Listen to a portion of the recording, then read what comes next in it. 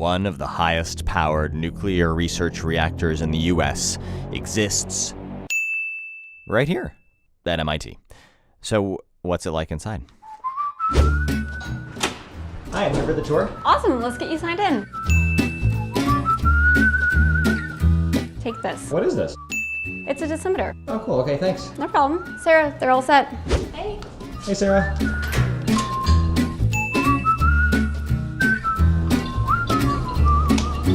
Wait, what's that? What's that? Oh, that's my light that I turn on to let everybody know that I'm in the lab. Oh, cool, okay. So what you might not realize is that the reactor has very specialized parts, and if something breaks or something needs to be replaced as preventative maintenance, we can't just get a catalog and order a new part. We have to actually rebuild it from scratch. So this is why we need machine shops here on site. So this is where you do that? Yes. Hi, PJ. Hi. I got started when I was a freshman in undergrad. I was hired as a part-time student operator, and I stayed through all my years at MIT and through grad school at MIT, and now I work full-time here. All right, let's keep going. Okay. Why is there this big, imposing door? So the containment building is airtight, and this way any air that is going to leave the building goes past detectors and filters to make sure that we're not putting radioactive material into the atmosphere in Cambridge. So right now, we are trapped. No. Okay, so this is where the power is made, right? No, this is a research reactor. So we don't actually generate any electricity. We make lots of neutrons, which we use for experiments. And actually, we're the second highest power level research reactor on a university campus in the US. Oh, cool. How come it's so noisy in here? We have a lot of instrumentation running around us. We have some radiation detectors, so there's an air monitor here. And we also have an area monitor on the wall up there. And these help us to know what the radiation level is around us as we work. Because our body has no way of sensing radiation. It's not something that we can detect as human beings, so we have to have instrumentation to help us out. How much is that? What does the 0.1 mean? So it says 0.1 right now, and that's the reading in millirem per hour, which is a unit of radiation per unit time. And to put things in perspective, you get about 1 millirem per day living in Boston from background radiation from space and from granite rock in the ground. Let me get this straight. We're standing 14 feet away from the core of a nuclear reactor, and the amount of radiation we're getting is the same as if we were standing on the street in Cambridge. Correct. How is that possible? Concrete shielding, and I'll show you. Okay. So this is the outside of the shielding around the reactor core. So this big cylinder of blue thing here? Yeah, this light blue cylinder that you see here. And it's about 5.5 feet thick concrete shielding. That's heavy, dense concrete, so it's got metal punchings in it as well as sand and water that makes it better for absorbing radiation. So it's not regular concrete? Yeah, it's special concrete. Nothing is regular in a nuclear reactor? No. And that's where the nuclear reactions are taking place. So the fuel is loaded into the reactor core, and the uranium-235 atoms are splitting, which releases some neutrons, and those get absorbed by other uranium-235 atoms, which split and release more neutrons. So all the neutrons that we use come from the core here. Hey, Paul. Hey, Sarah.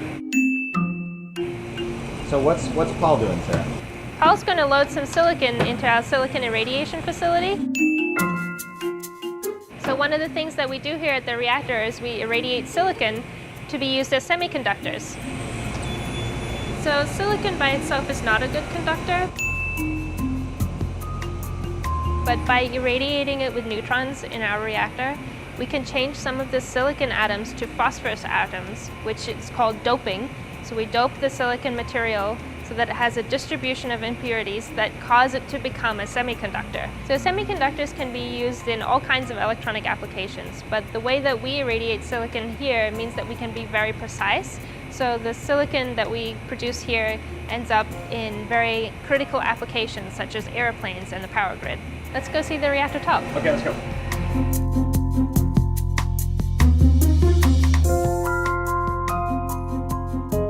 So this morning we're installing the new SALT experiment that we've been working on for several months. And this experiment will stay in the core for 1,000 hours to be irradiated by neutrons. Let's go. This is the place where the tours normally stop, Yes, that's right. and you're gonna let me go past it. Just you. So what do I need to wear? So I'll show you what to do. Okay. You need to grab some rubber booties and put them on your shoes. Okay, now I step over here. Yep. Okay, and so my other shoe is still back here. Yep. And then I get the other one. Yep. Anyone, they're not pairs.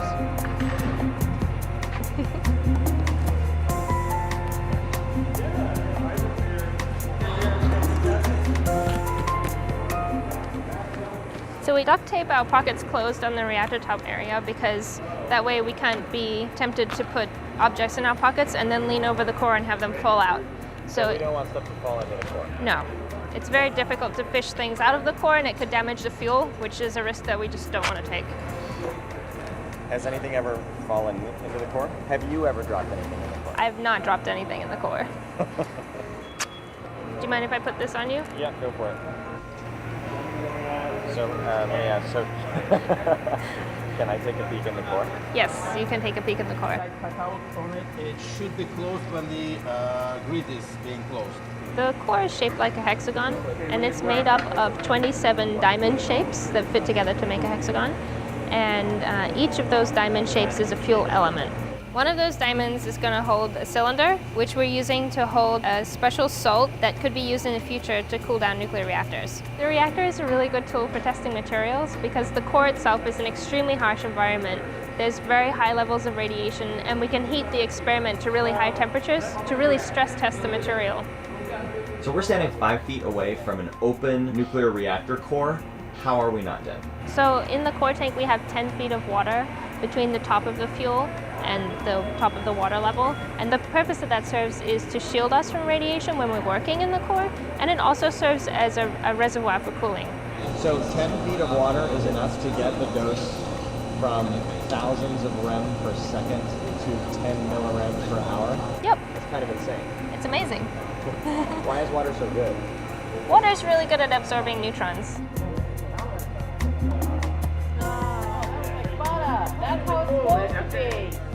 Success. Guess we're ready for the next step. So the first thing we do is take our gloves off, put them in the trash. Can you help me? Yeah.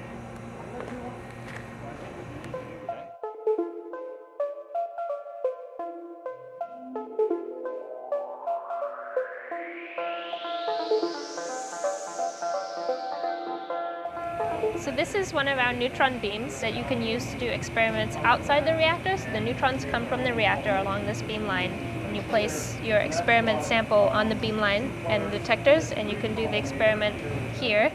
So right now Gordon's explaining to his students how they're going to use the neutron beam for their lab class, for their experiment. And so the students can set up their experiment here on the beam line, and then they can collect the data that they need completely remotely from their dorm room. So students at m.i.t. can actually do experiments at the reactor? Yeah. We have a lot of student participation here at the reactor. So what kind of experiments do students do with the neutron beam? So you can calculate the reactor's power level based on the speed that the neutrons are traveling.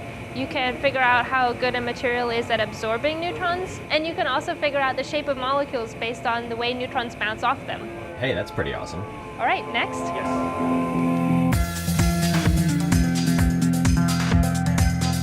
So this is Mike, and he's one of the experimenters working in the hot box. Hey, Mike. Hi. What you working on? So what we're doing here is we're disassembling experiments that have been in the core of the reactor in this shielded box. So the hot box is useful for storing and handling materials that have come out of the reactor. They need to go in here because they're too radioactive to handle close up, but we can handle them inside here because of the lead shielding in the walls here. How much radiation are we talking here? So the radiation levels inside the hot box are about 30,000 times higher than they are out here. And so that's why we have samples and the materials that we've taken out of the reactor inside here. But we can work on them safely using these manipulators. So what's that sample? The sample I've got there is a piece of silicon carbide with a chromium layer on the inside. And it's a potential replacement for current reactor cladding. And so we're testing it to see how well it does under radiation and temperature and conditions typical for a power reactor. I have a question for you. Sure. Can I try? Yes, you can. Wait, really? Oh, of course. I never get to do this. What is this? Actually, you know, we've got a little poly vial in there. Sometimes the trickiest thing is closing the lids on the vials.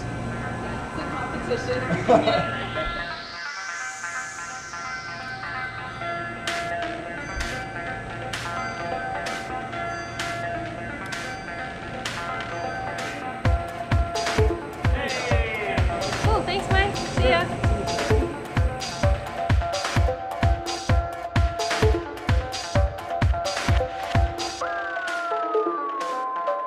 Hey, Tom. Hey, Sarah. Tom's making gold radioactive for medicine. Wait, what? So we were actually going to be taking some gold pellets and using a rabbit, insert them into the reactor into an area with a lot of neutrons. And the neutrons will make the gold radioactive.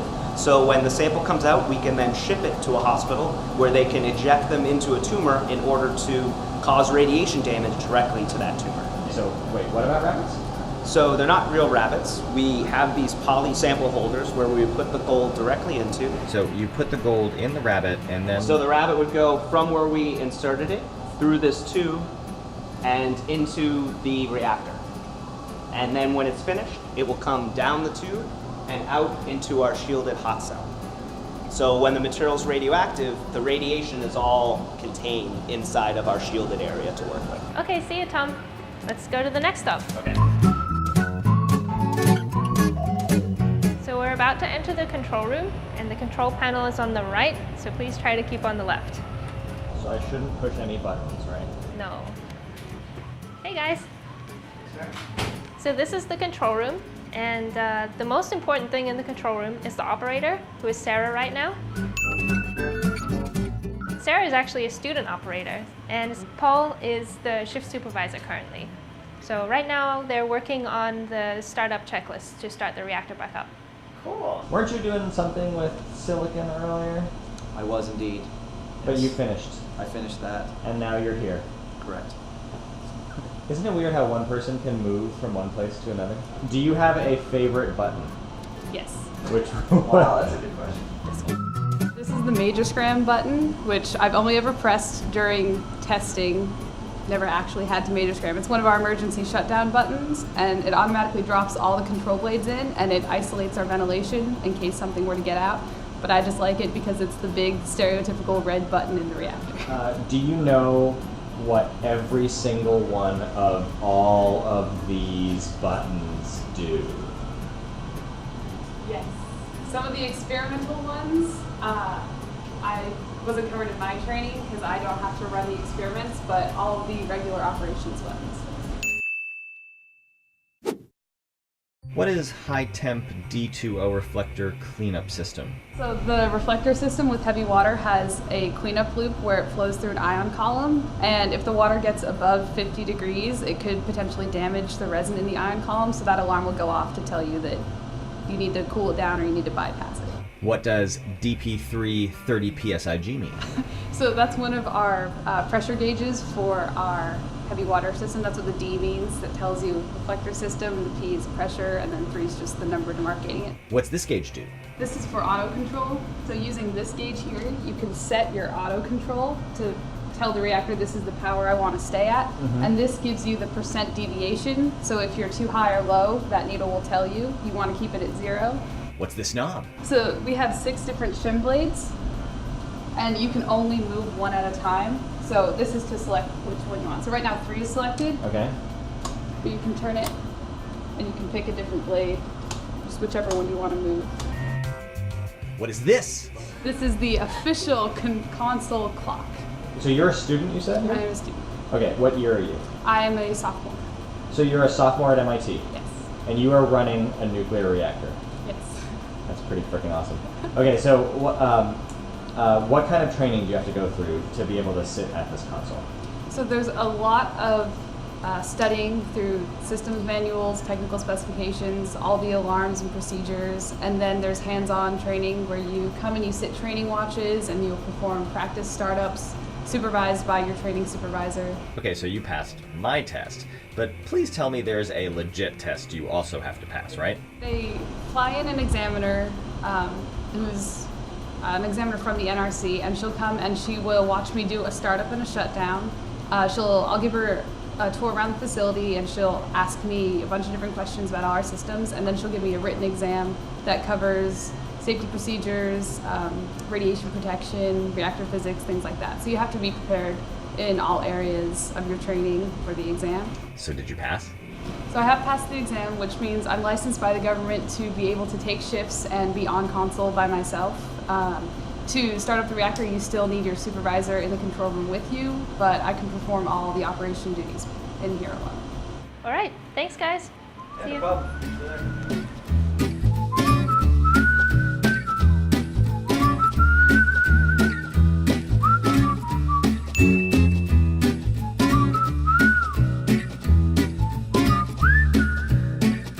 This is looking for contamination that someone may have gotten while working in containment. And what happens if it's not clean? Like, what do you do if it says dirty? Well, first it'll tell you where. Oh, okay. So that Right. helps, right? If it's your left toe or your right hand. It's usually pretty low level, so to get the contamination off, think of it like dust. And so we'll use tape. We'll have light hand washing. And usually it's as simple as something on a lab coat cuff, say, that somebody has been working with a contaminated sample. And we'll just take that lab coat and put it in our laundry facility and get it clean. This looks like, you know that thing from the movie Interstellar? Yes, You know, I love Interstellar. Yeah. What's TARS. TARS. Yeah. That looks like TARS. 5, 4, 3, 2, 1. Clean. Thank you. Shall we go? Yeah, let's go. So these are both backups if that monitor were to malfunction.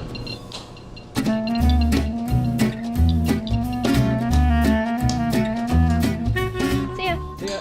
Okay, Right. thanks for the tour, Sarah. No worries. There's one more thing we have to do though. I have to get your dosimeter back. Oh, right, yes. Here you go. Thank you. So it's reading still the same. So, okay, so wait a second. We just spent all day inside a nuclear reactor, and the radiation dose has not changed at all? Correct. Amazing. Thanks for coming. Thanks for having us. Come back anytime. Thanks.